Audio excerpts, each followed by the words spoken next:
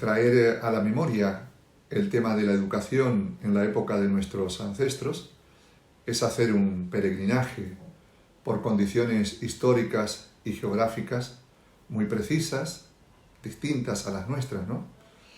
La educación como fuente de socialización, es decir, entendida desde la vertiente de ese proceso que facilita la integración de una persona en su entorno cultural, está presente en toda realidad humana, cualquiera sean los contextos y los momentos históricos. Este proceso puede contar con recursos más formales, más institucionales, o también con otros recursos de carácter más informal. Si nos centramos en los recursos formales, tenemos a lo largo de la historia, en primer lugar, a los tutores o los educadores privados que atendían a quienes pertenecían a la nobleza de la sangre o del poder. Y esto se dio en la Europa cristiana de la que vienen nuestros ancestros, ¿no? Contar con un maestro era un lujo reservado a unos pocos privilegiados. Como digo, esa fue la realidad que vivieron nuestros inmigrantes, sus padres, sus abuelos. Fue solamente a partir de la Revolución Francesa, a finales del 1700, que se afianzó y creció la escolarización popular, comenzando evidentemente por los grandes centros urbanos.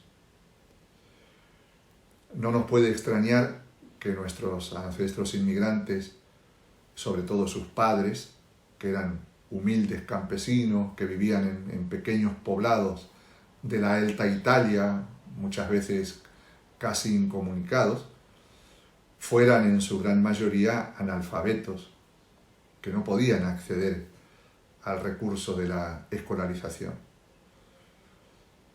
Hacia el año 1850, por ejemplo, en Arsiero, el municipio de referencia del que proceden muchas de las familias fundadoras de Villa Libertad, existían solamente 2 cursos de escuela primaria y, por cierto, con muy escaso alumnado.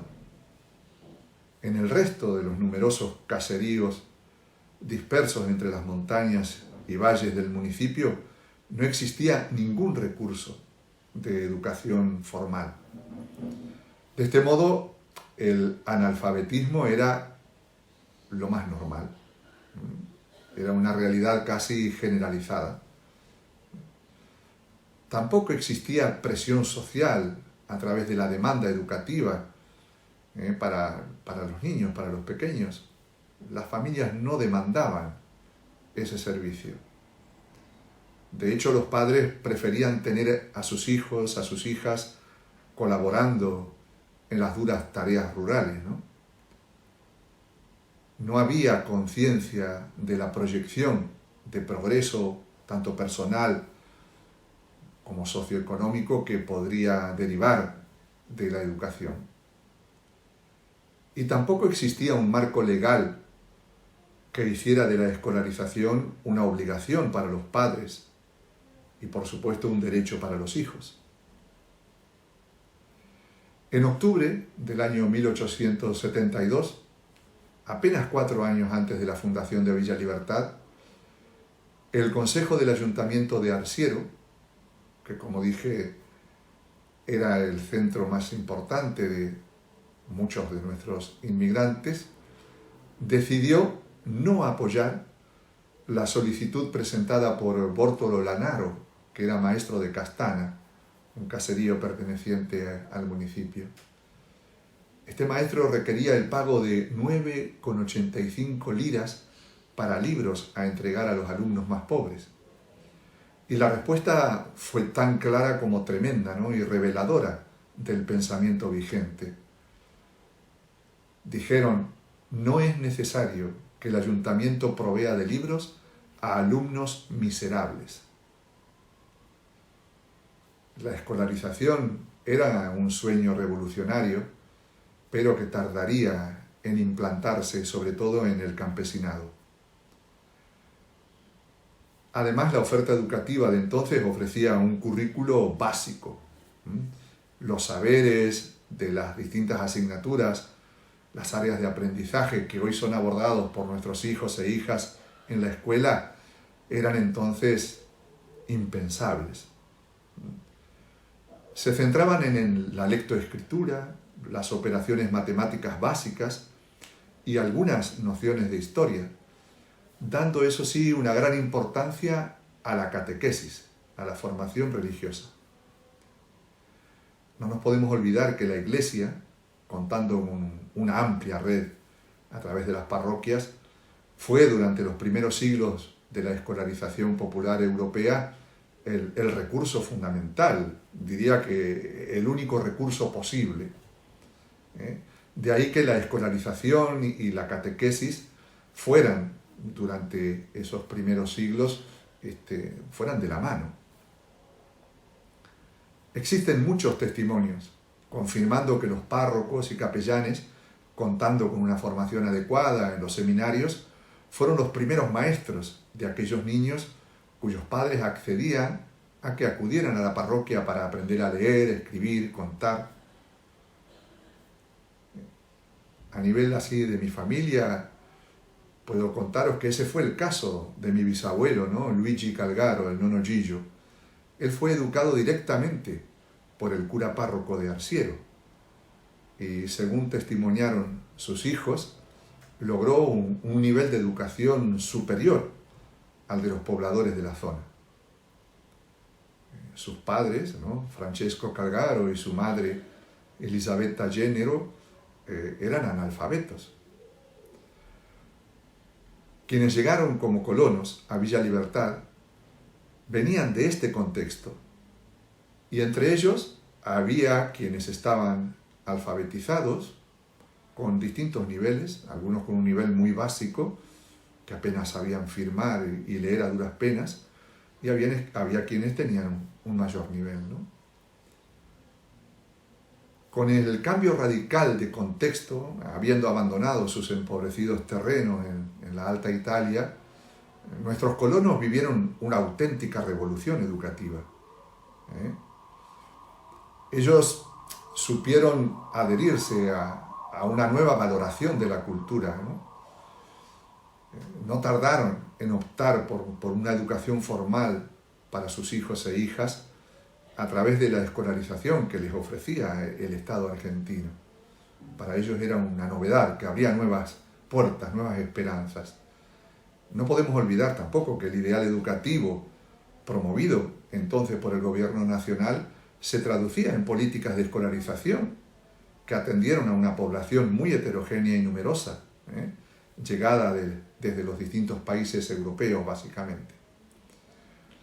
Hay que recordar que a los pocos años de la fundación de Villa Libertad, ya en el año 1884, se promulgó la ley 1420, que promovía una educación común, gratuita y obligatoria para todos los habitantes del país.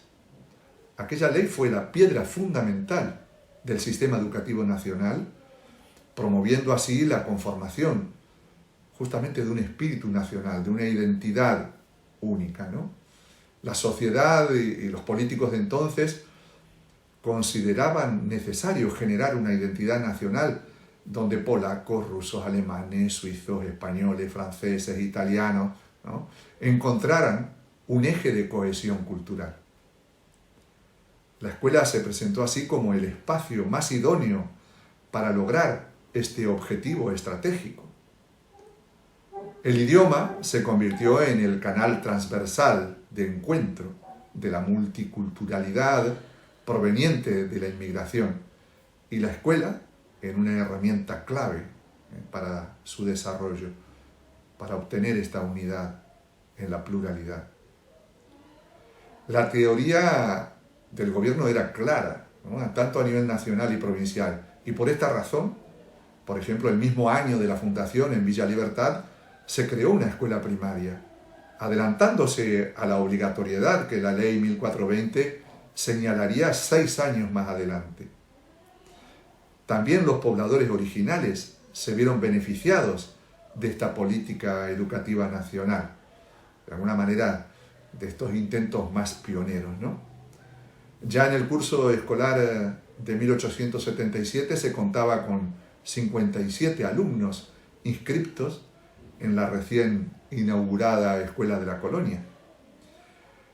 Es interesante comprobar, leer en un informe oficial sobre el desarrollo de la fundación, se afirma lo siguiente: hace una impresión verdaderamente particular al visitante de ver sentados al lado de los niños blancos rubios de los colonos, los vecinos, hijos del país.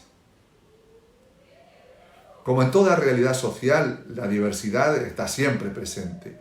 Hubo familias menos comprometidas con la escolarización de sus hijos, de sus hijas, pero la tendencia fue claramente a favor de la escolarización.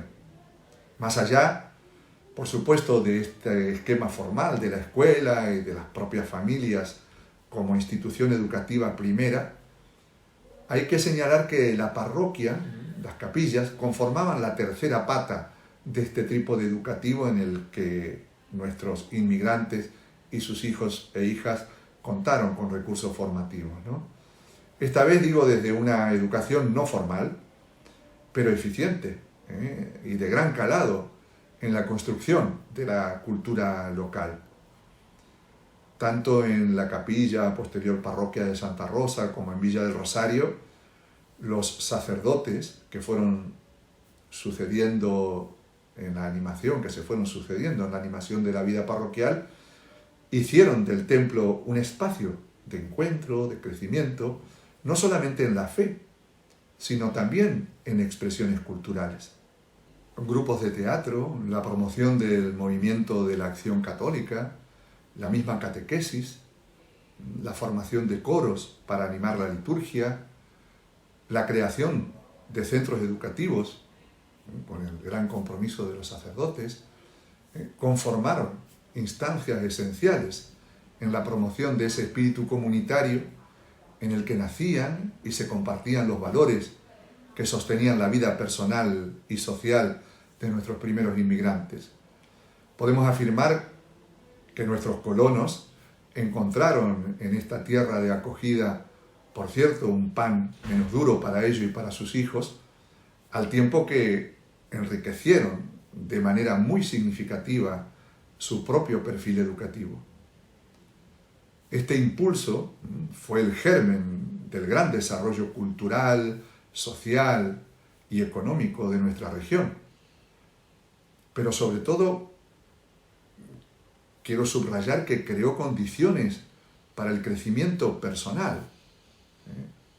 Aquí nos encontramos con la segunda vertiente de todo proceso educativo, orientado no solo hacia una socialización eficiente, sino al desarrollo personal, a la promoción de las personas desde saberes, habilidades, pero sobre todo valores que faciliten, que orienten sus opciones de vida.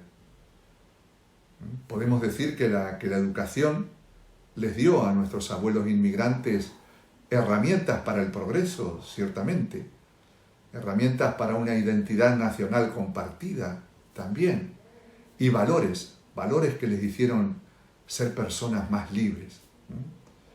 La educación les permitió también crecer en humanidad, en libertad. Muchas gracias por la atención que me han regalado.